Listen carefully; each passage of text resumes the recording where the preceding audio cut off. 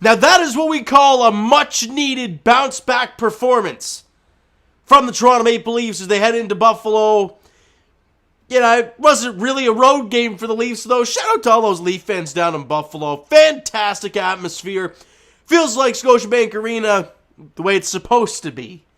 But let's not get into the ticket prices, shall we? The Leafs win 6-3 over the Sabres and improve now to 35-15-8 on the season. And it started absolutely incredible. Got a little hairy near the end.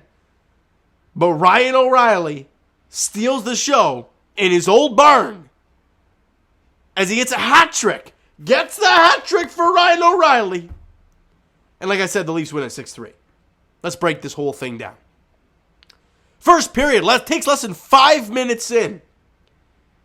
John Tavares gets the puck, and he sauces it down low. Now, as you guys can see, I probably already have a red nose. Yeah, not feeling too hot here. I was wiping my nose thing in the last video, and it was coming on pretty quick after that, so I apologize if I sound a little off. But the pass went down low, saucer feed from John Tavares to Mitch Marner, who's got a guy on him.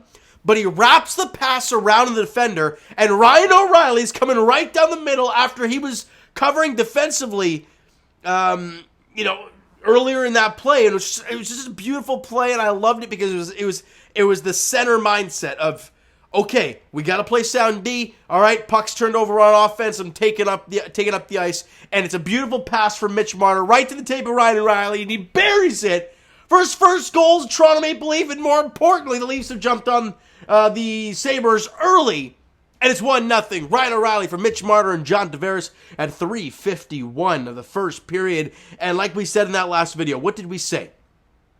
The Sabres can score, but they have a tough time defending. And just over 30 seconds after that, I mean, can we talk about this sauce? From Mitch Marner, the backhand sauce feed to the middle of the ice to Ryan O'Reilly, who's breaking in, and he goes backhand cheese for his second of the night, second into the first 5 minutes of the hockey game. And the Leafs got a 2-0 lead, 4:28 into this first period.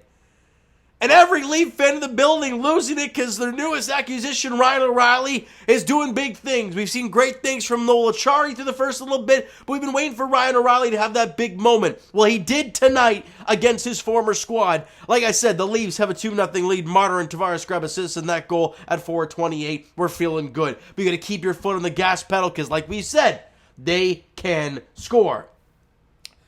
And it takes under 3 minutes after that. That line is still red hot. They enter the zone. Mitch Marner gets it along the half boards, and he fires towards the front of the net, and it's tipped initially by Ryan O'Reilly, and the puck's there. Tavares picks up the loose puck, spins around, fires it, and it beats. Was it UPL? That's his nickname. I'm sorry. When you give a goaltender a nickname, they should be good. And he's 3-0 on like 6 shots. And that line has all 3.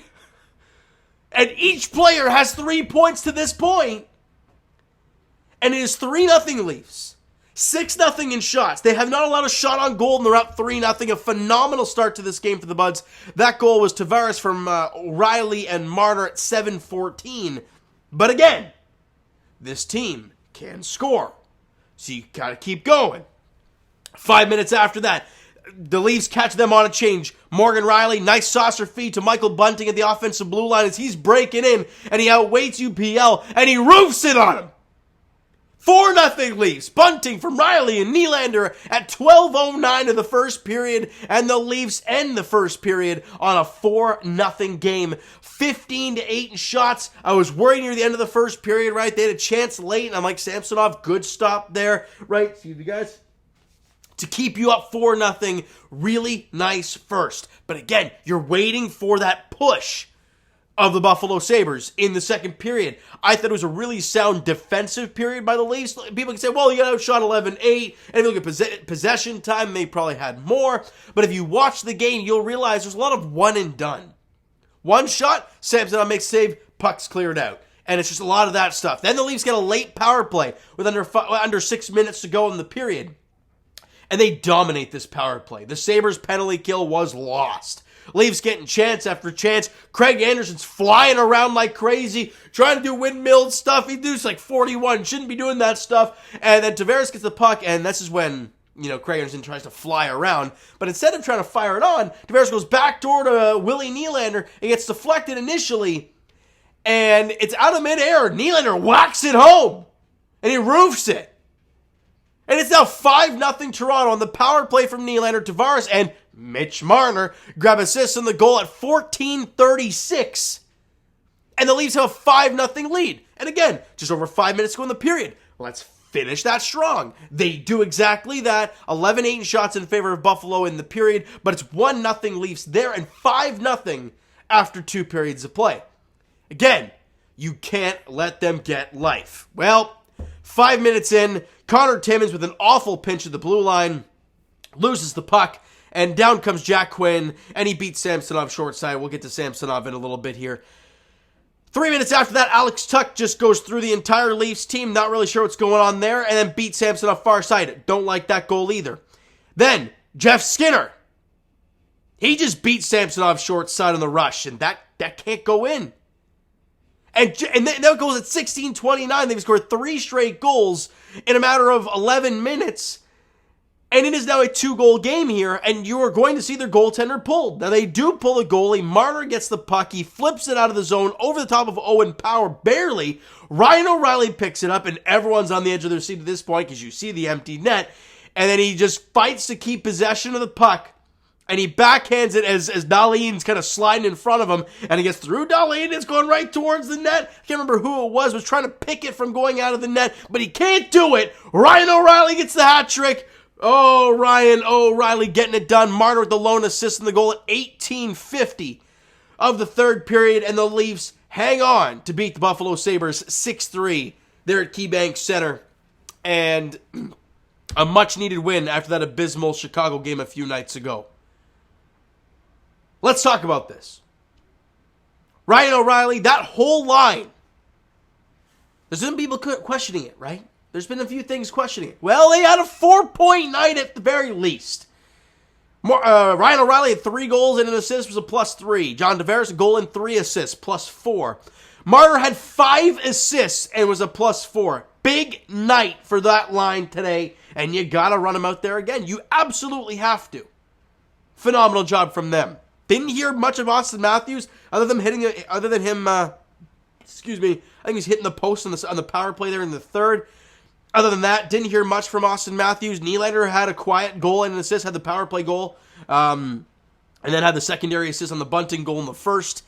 He had a 2-point night. Otherwise, that was it. That Ryan O'Reilly, Mitch Marner, John Tavares line just got it done today. And Ilya Samsonov, 3 goals on 32 shots. Look, it's an over 900 save percentage, which is fine. But if you watch the game and you watch those goals, I do not like any of those. The reason I've liked Joseph Woll, the reason I've liked Matt Murray when he's been in the cage is they're positionally sound. And all 3 goals. Now, yes, some of them were on the rush, maybe an odd man rush here. I get that. But what do you learn growing up in hockey as a defenseman? As a goaltender. If they're coming out on a 2-on-1, who's your guy? The shooter. The defenseman has that pass across. 2 of the goals, the Jack Quinn goal and the Jeff Skinner goal, both beat him short side because he was not in position along his post, or at least enough on his post to cover that side. Didn't get there.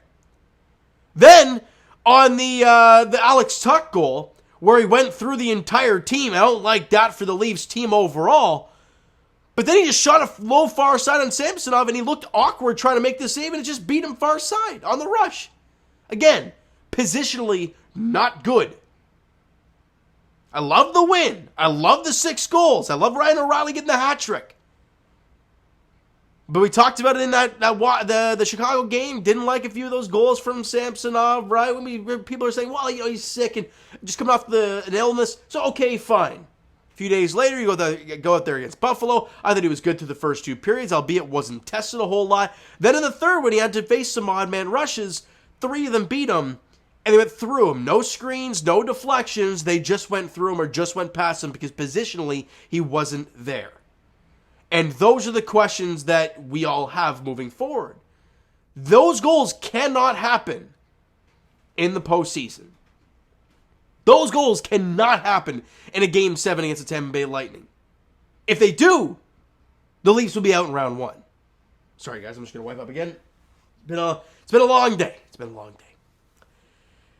But, again, he's earned the trust. The team played great in front of him. So, c'est la vie, you won. We move on. I just wanted to say that little piece about what I thought from this game today. Again, in the first 2 periods, I thought he was fine. The Leafs played really good defensively as well in the first 2 periods, limiting second opportunities. But the problem in the third period, it wasn't the second opportunities that was the issue. They didn't need the second opportunities. Now, he did make some big stops. One on Tage Thompson when it was 5-3. I think it was off the blocker, the end of the stick, after Morgan Rielly just got blown, did a horrible job defending that pass into the middle, where I think it was Matthews was on the guy and Rielly's coming over to the boards. Meanwhile, Tage Thompson's cruising down the middle of the ice, gets the puck, and a golden opportunity to make it 5-4. Luckily, Samsonov makes the stop.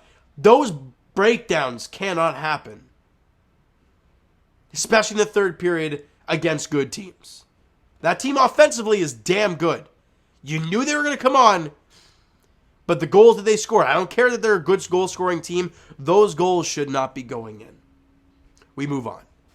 All right? Shots on goal in the third period were 13-6 in favor of the Sabres. For the game, 32-29 in favor of Buffalo, but who cares? It was a 6-3 Leaf win.